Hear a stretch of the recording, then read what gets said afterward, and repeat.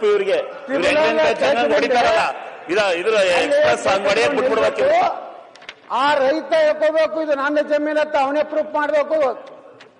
ಟ್ರಿಬ್ಯುನಲ್ದಲ್ಲಿ ಯಾವ ದಾಖಲೆ ಇಲ್ಲ. ಇವ್ರು ಹೇಳ್ತಾರಲ್ಲ ಅದು ಅಲ್ಲಾಗ ಆಸ್ತಿ ಬಿಟ್ಟಿದ್ದು ಅದು ನಮ್ಮದ ಆಸ್ತಿ ಅಂತ ಹೇಳಿ ಏನ ತಾಮ್ರ ತಗಡದ ಏನಾರ ಅದಾವೇನ್ರಿ? ಎದರ ಮ್ಯಾಗರೆ ಇಂಥ ಆಸ್ತಿ ಇಂಥ ದಿವಸ ವಕಫ್ ಬಿಟ್ಟು ಕೊಟ್ಟಿನ ಏನ್ ದಾಖಲೆ ಇದೆ ನಿಮ್ಮಲ್ಲಿ?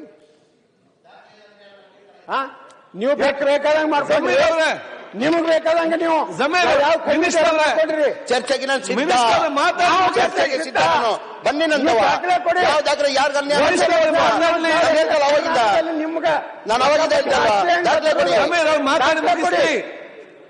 ಮಂತ್ರಿ ಅವರು ಮುಗಿಸ್ಲಿ ಮತ್ತೆ ಸುಮ್ಮನೆ ಅಧ್ಯಕ್ಷರೇ, ಇವತ್ತು ಯಾವುದೋ ಫೇಕ್ ಒಂದು ನೋಟಿಸ್ ಕೊಟ್ಟು ರೈತರನ್ನ ಬೆದರಿಕೆ ಹಾಕುವಂತದ್ದು, ಮಠ ಮಂದಿರಗಳನ್ನ ಇವತ್ತು ವಕಫ್ ಅಂತೇಳಿ ಆಸ್ತಿ ಸೇರಿಸುವಂತದ್ದು, ಕರ್ನಾಟಕ ಸರ್ಕಾರದ ಆಸ್ತಿನೇ ಎಲ್ಲ, ನಾವು 1 ಇಂಚು ಸರ್ಕಾರದ ಆಸ್ತಿ ತಗೊಂಡಿಲ್ಲ ಅಂತಾರೆ.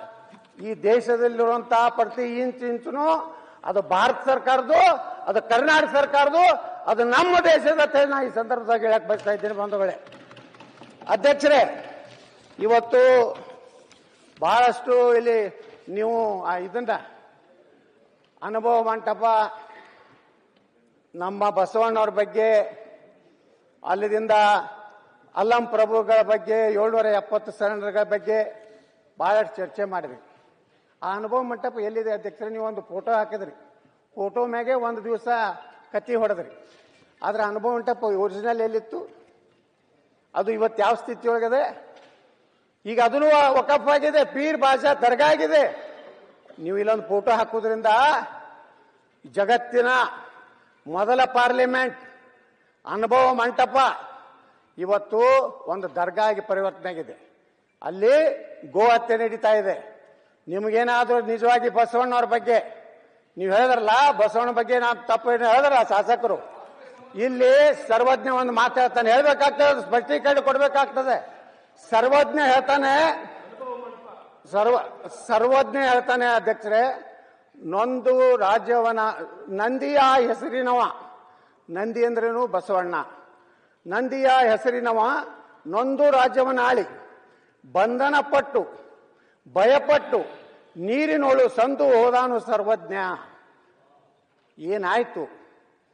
ನಮ್ಮ ಮುಖ್ಯಮಂತ್ರಿಗಳು ಹೇಳಿದ್ರಲ್ಲ, ಅವತ್ತಿನ ಮೇಲ್ವರ್ಗದ ಜನ ಅಂತರ್ಜಾತಿ ವಿವಾಹ ಮಾಡಿಸಿದ್ರಿಂದ ರೊಚ್ಚಿಗೆದ್ದು ಕ್ರಾಂತಿ ಆಯಿತು, ಕಲ್ಯಾಣ ಕ್ರಾಂತಿ. ಬಸವಣ್ಣವ್ರನ್ನ ಶರಣಾರ್ಥಿ ಏನು ನಾವು ಶರಣರಿದ್ರಲ್ಲ, ಬೆನ್ನು ಹತ್ತಿ ಹೊಡಿಲಿಕ್ಕೆ ಪ್ರಯತ್ನ ಮಾಡಿದ್ರು. ಆ ಸಂದರ್ಭದಲ್ಲಿ ಬಸವಣ್ಣವರು ಕೂಡಲ ಸಂಗಮಕ್ಕೆ ಬಂದರು. ಅಲ್ಲಿ ಏನಾಯ್ತು ಅನ್ನೋಂಥ ಘಟನೆಯನ್ನು ಸರ್ವಜ್ಞ ಹೇಳಿದ್ದಾನೆ. ಯಾವಾಗ ಅಂತರ್ಜಾತಿ ವಿವಾಹ ಮಾಡಿದ್ರು, ಜಾತಿಲಿರುವಂಥ ಅಸ್ಪೃಶ್ಯತೆಯನ್ನು ತೆಗಿಲಿಕ್ಕೆ ಬಸವಣ್ಣವರು ದೊಡ್ಡ ಒಂದು ಹೋರಾಟ ಏನಿತ್ತು. ಅವ್ರ ಕೊನೆಗೆ ಒಬ್ಬ ದಲಿತ ವರನಿಗೆ ಬ್ರಾಹ್ಮಣರ ಕನ್ಯೆಯನ್ನು ಮಾಡಿದ್ದಕ್ಕೆ ಒಂದು ದೊಡ್ಡ ಕ್ರಾಂತಿ ಆಯಿತು. ಆ ಕ್ರಾಂತಿ ಹಿನ್ನೆಲೆಯಲ್ಲಿ ಬಿಜ್ಜಳ ದೊರೆ ಆ ಬಸವಣ್ಣವ್ರನ್ನ ಎಲ್ಲಿದ್ರು ಹುಡುಕಿ ಇದು ಮಾಡತ್ತ ಹೇಳಿದಾಗ ಬಸವಣ್ಣವರಿಗೆ ಮತ್ತೊಂದು ಆಪ್ಷನ್ ಇರಲಿಲ್ಲ. ಸತ್ಯ ಇದು ನಮ್ಮ ಬಿಜಾಪುರ ಬಾಗಲಕೋಟೆ ಜಿಲ್ಲೆ ಮನಿ ಮಾತಾಗಿದೆ. ಅದನ್ನು ಬಿಟ್ಟು ನಾ ಏನು ಹೇಳಿಲ್ಲ ಅಧ್ಯಕ್ಷರೇ. ಬಸವಣ್ಣವ್ರು, ನನ್ನ ಹೆಸರೇ ಬಸವಣ್ಣ ಐತಿ. ನಮ್ಮ ಮನ್ಯಾಗ ಇಡೀ ಕುಟುಂಬದಾಗ ಒಬ್ಬರೇ ಬಸವನಗೌಡ ಇರ್ತಾರೆ. ಆಯ್ತು ಹೋಗುವ. ಅದಕ್ಕೆ ಇವತ್ತು ನಮ್ಮ ರಾಯರೆಡ್ಡಿ ಅವ್ರಿಗೆ ಅಭಿನಂದನೆ. ಯಾಕಂದ್ರೆ ಅವ್ರು ಹೇಳಿದ್ರು ವಕಫ್ ಅಮೆಂಡ್ಮೆಂಟ್ ಮಾಡ್ರಿ ಅಂತ ಹೇಳಿ. ಮೊನ್ನೆ ಜಾಯಿಂಟ್ ಪಾರ್ಲಿಮೆಂಟರಿ ಕಮಿಟಿ ವಕಫ್ ಹೇಳಕತ್ತೀನಿ, ಜಾಯಿಂಟ್ ವಕಫ್ ಅಮೆಂಡ್ಮೆಂಟ್ ಮಾಡುವುದ್ರ ಸಲುವಾಗಿ ಬಸವನಗೌಡ್ರೆ, ನನ್ನ ಹೆಸರು ಬಸವರಾಜೆ. ನೀವು ಪಕ್ಕ ಬಸವಣ್ಣ ಇದ್ಕೊಳ್ರಿ. ಲೋಕಸಭೆಯಲ್ಲಿ ಏನು ಅಮೆಂಡ್ಮೆಂಟ್ ಬಿಲ್ ಇವತ್ತು ತಂದಾರಲ್ಲ, ಅದು ತಂದ ಉದ್ದೇಶ ಈ ವಕಫದಲ್ಲಿ ಏನೇನು ತಿದ್ದುಪಡಿ ಆಗಬೇಕು. ಯಾರ್ದೋ ಆಸ್ತಿ ಟ್ರಿಬ್ಯುನಲ್ ಮುಂದೆ ಹೋದ್ರೆ ರೈತನಿಗೆ ನ್ಯಾಯ ಸಿಗ್ಲಿಕ್ಕೆ ಸಾಧ್ಯ ಇಲ್ಲ. ವಾಪಸ್ ಮತ್ತೆ ತಹಸೀಲ್ದಾರು, ಎಸಿ, ಸರ್ಕಾರ ಏನ್ ಮಾಡ್ಬೇಕು ಹೇಳಿ. ಕರ್ನಾಟಕ ಹೈಕೋರ್ಟ್ ಜಮೀರ್ ಅವರೇ ಅವರೇ ಮಾಡ್ಲಿಕ್ಕೆ, ಜಮೀರ್ ನಿಮ್ದೆಲ್ಲ ನಾವು ಕೇಂದ್ರ ಸರ್ಕಾರ ಮಾಡಬೇಕಾಗಿದೆ. ಜಮೀರ್ ಫಿನಿಶ್ ಅವ್ರು ಮಾತಾಡಿ ಮುಗಿಸ್ಲಿ. ನಿಮಗೆ ಆಟ ಕೈ ಇತ್ತಂದ್ರೆ ಅವ್ರೆ ಸರ್ಕಾರ ಎಲ್ಲ ಕೂಡಿ ನಾವು ರೆಸಲ್ಯೂಷನ್ ಮಾಡೋಣ ನಾಳೆ ಸೋಮವಾರ. ಆಯ್ತು. ಕೇಂದ್ರ ಸರ್ಕಾರ ತರುವಂತ ತಿದ್ದುಪಡಿಗೆ ಸರ್ವಾನುಮತದಿಂದ ಹೀಗೆ ಮಾಡೋದು ಬೇಕಾದ್ರೆ ಮುಖ್ಯಮಂತ್ರಿಗಳು ಒಪ್ಪಿಗೆ ಕೊಟ್ರೆ ಆಯ್ತು. ನಮ್ಮದು ಅಧ್ಯಕ್ಷರೇ ಜಾಯಿಂಟ್ ಪಾರ್ಲಿಮೆಂಟರಿ ಕಮಿಟಿ ಚೇರ್ಮನ್ ಬಂದಿದ್ರು ಬಿಜಾಪುರಕ್ಕೆ ಅಧ್ಯಕ್ಷರು ಜಗದಂಬಿಕಪ್ಪ. ಸರ್ಕಾರದ ಯಾವುದೇ ವ್ಯವಸ್ಥೆ ಇಲ್ಲ, ನಾವು ಹೆಲಿಕಾಪ್ಟರ್ ಮಾಡಿದ್ವಿ, ನಾವು ಇದು ಮಾಡಿ ವ್ಯವಸ್ಥೆ ಮಾಡಿದ್ವಿ, ನಾಳೆ ಅದ್ರ ಬಗ್ಗೆ ಟೀಕೆ ಟಿಪ್ಪಣಿ ಆಗಬಾರ್ದತ್ತೆ. ಇಲ್ಲೆಲ್ಲ ನಾವು ಮಾಡಿದಂಥ ಡಾಕ್ಯುಮೆಂಟ್ಸ್ಗಳು ಸುಮಾರು 2,500 ಪೇಜಿನ ಡಾಕ್ಯುಮೆಂಟ್ಸನ್ನು ಜಗದಂಬಿಕಾ ಪಾಲ್ ಅವರು ದಿಲ್ಲಿಗೆ ಹೋಗಿ ಆ ಕಮಿಟಿಗೆ ಕೊಟ್ಟು ಸುಮಾರು 2 ಗಂಟೆ ಅಲ್ಲಿನ officers, joint secretary, under secretary ಜೊತೆಗೆ ಅವ್ರು ಹೇಳಿದ್ರು ಇಷ್ಟು ವಕಫ್ ಆಕ್ಟದ ಒಂದು ಭಯಾನಕ ಇದೆ ಅನ್ನೋಂಥ ನಮಗೂ ಮಾಹಿತಿ ಇರಲಿಲ್ಲ, ಭಾಳ ಒಳ್ಳೇದು ಮಾಡಿದ್ರಿ ಅಂತ ಹೇಳಿ. ಅಂದ್ರೆ ಅಧ್ಯಕ್ಷರೇ ಇದ್ರೊಳಗೆ ನಾವು ಯಾರೂ ನಾ ಕೈ ಮುಗಿದು ಕೇಳ್ಕೊತೀನಿ, ಇದೊಂದು ದೊಡ್ಡ ಕರಾಳ ಶಾಸನ ಇದೆ. ಇದನ್ನೇನಾದರೂ ಹೇಳ್ತಾರೆ. ಇವತ್ತು ನಮ್ಮ ಬಗ್ಗೆ ಮಾತಾಡಿದ್ರು ನಮ್ಮ ಇವರು, ಇಲ್ಲ ಇವ್ರು ಹಿಂಗೆ ಹಿಂದೂ ಮುಸ್ಲಿಂ ಮಾಡ್ತಾ ಇದ್ದಾರೆ ಅಂತೇಳಿ. ಮೊನ್ನೆ ಭಾರತೀನಗರದಲ್ಲಿ ಒಂದು ಸಭೆ ಆಯ್ತಾರೆ ಅಧ್ಯಕ್ಷರೇ, ಏನು ಧಮಕಿ ಕೊಟ್ಟರು? ನಿಮ್ಮನ್ನ ಸಂಸದ ಪಾರ್ಲಿಮೆಂಟು ಅಸೆಂಬ್ಲಿ ನಿಮ್ದು ಇರ್ಬೋದು, ಸಡಕ್ ಹಮಾರಾ ಹೇ, ಆಯ್ತು ಮುಗಿಸಿ, ನಿಮ್ದು ಹೊರಗೆ ಬಿಡುದಿಲ್ಲ ಅಂತ ಹೇಳಿದ್ರು. ಯಾಕೆ ಮಾತಾಡಿದಾಗ ನಾವೇನ್ ಮಾತಾಡಿದ್ವಿ? ಯಾಕೆ ಹೇಳಿದ್ರು ನಾವು 5 ಲಕ್ಷ ಜನರು ಸೇರಿಸಿ ಇದನ್ನ ನಾವು ನೋಡ್ಕೋತೀವಿ ಅಂತ ಹೇಳಿದ್ರು. ಈ ರೀತಿ ಭಾರತದಲ್ಲಿ ನಮ್ಮ ಜಗದಂಬಿಕಾ ಪಾಲ್ ಹೇಳಿದ ಅಧ್ಯಕ್ಷರೇ, ಇವತ್ತು ಪಾರ್ಲಿಮೆಂಟ್ ಏನು ಜಾಯಿಂಟ್ ಪಾರ್ಲಿಮೆಂಟ್ ಕಮಿಟಿ ಇದೆಯಲ್ಲ, ಅಲ್ಲಿ ಈಗ ಎಷ್ಟು ಜನ ಕ್ಲೇಮ್ ಮಾಡ್ತಾ ಇದ್ದಾರೆ? ಕಾನೂನು ಮಂತ್ರಿ ಹೇಳಿದ್ದು ಪಾರ್ಲಿಮೆಂಟ್ನಲ್ಲಿ 9.5 ಲಕ್ಷ. ಇವತ್ತು ಆಯಾ ಸಂಘಟನೆಗಳು ಬಂದು ಕ್ಲೇಮ್ ಮಾಡ್ತಾ ಇರೋದು ಎಷ್ಟಂದ್ರೆ 39 ಲಕ್ಷ ಎಕರೆ ಭಾರತದಲ್ಲಿ ಕ್ಲೇಮ್ ಮಾಡ್ತಾ ಇದೆ. ಅಂದ್ರೆ ಇದು ಎಷ್ಟು ಭಯಾನಕವಾದಂತ ಕಾನೂನಿದೆ.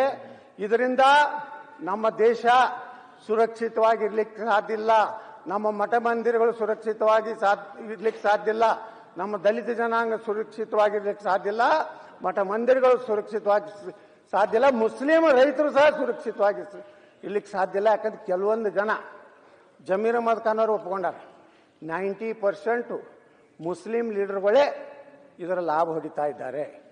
ಹಂಗಾದ್ರೆ 10% ಯಾರ್ಯಾರು ಅದಾರ? ಅವ್ರು 10% ಹಿಂದೂಗಳು ಇರಬೇಕಲ್ಲ, ಅವ್ರು ಯಾವ ಅನ್ನುವಂಥ ಮುಖವಾಡ ನೀವು ಬೀಜ ಹೊರಗೆ ತೆಗಿಬೇಕಲ್ಲ, ನಿಮ್ಮ ಮುಸ್ಲಿಂ ಜನಾಂಗದವ್ರಿಗೆ ಹೇಳಬೇಕಲ್ಲ, ಇದು ನಮಗೇನು ಲಾಭ ಆಗಿಲ್ಲ, ಇದು ಕೇವಲ ಪಠ್ಯಭದ್ರ ಹಿತಾಸಕ್ತಿಗಳು ಇದರ ಲಾಭ ತಗೋತಾ ಇದ್ದಾರೆ. ಇದನ್ನೇ ಅದೇ ಯಾರವರು ಅನ್ವರ್ ಮಾನಪ್ಪಾಡಿ ವರದಿ ಕೊಟ್ಟರು ಅಧ್ಯಕ್ಷರೇ, 27,000 ಎಕರೆ ಈ ರೀತಿ ಅಕ್ರಮ ಆಗಿದೆ ಅಂತ ಹೇಳಿ 2,70,000 ಕೋಟಿ ರೂಪಾಯಿ ಆಸ್ತಿ ಇವತ್ತು ದುರುಪಯೋಗ ಆಗಿದೆ ಅಂತ. ಅದಕ್ಕೆ ನಾನು ಮುಖ್ಯಮಂತ್ರಿಗೆ ವಿನಂತಿ ಮಾಡ್ಕೋತಾ ಇದ್ದೀನಿ, ನೋಟಿಸ್ ಕೊಡಲಾರದೆ ಇರುವಂತ, ಈ ನೋಟಿಸ್ ಕೊಟ್ಟಿದ್ದು ಇಂಥ ವಾಪಸ್ ತಗೊಂಡೆಲ್ಲ ಮುಖ್ಯಮಂತ್ರಿಗಳೇ, ನಾವು ನೋಟಿಸ್ ವಾಪಸ್ ತಗೊಂಡಿವತ್ತು ಅವ್ರಿಗೆ ತಿಳಿಸಲ್ಲ. ಪಾಪ ಎಲ್ಲ ರೈತರಲ್ಲಿ, ಮಠಾಧೀಶರಲ್ಲಿ, ಗುಡಿಗುಂಡಾರದಲ್ಲಿ ಒಂದು ಭಯ ಕಾಡ್ತಾ ಇದೆ.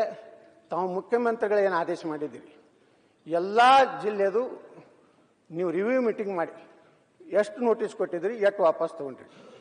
ವಿದೌಟ್ ನೋಟಿಸ್ ಇವತ್ತು L1 ನಂಬರ್ ಇದೆ, ಕಾಲಮ್ ನಂಬರ್ L1ದಾಗ ಸೇರಿಸ್ಬಿಟ್ಟಿದ್ದಾರೆ. ಅದಕ್ಕೆ ದಯವಿಟ್ಟು ಇದನ್ನ ಯಾವುದೋ ಒಂದು ಜನಾಂಗದ ವಿರುದ್ಧ ನಾವು ಮಾಡ್ತಾ ಇಲ್ಲ, ಇಡೀ ದೇಶದ ಹಿತದೃಷ್ಟಿಯಿಂದ ಮಾಡ್ಲಕತ್ತೀವಿ.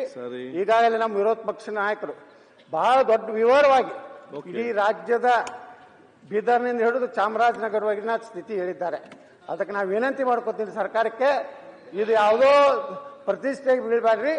ಯಾವ ಬಸವರಾಜರೇ ಹೇಳ್ಯಾರಲ್ಲ, ಇದು ಅಮೆಂಡ್ಮೆಂಟ್ ಮಾಡಲಿಕ್ಕೆ ನಮ್ದು ಸ್ವಾಗತ ಮಾಡ್ತೈತಿ ಏನು ಹೇಳ್ಯಾರಲ್ಲ, ಅದನ್ನೇ ಅಸೆಂಬ್ಲಿಯಲ್ಲಿ ನಾವು ಪಾಸ್ ಮಾಡಿ ಕಳಿಸೋಣ.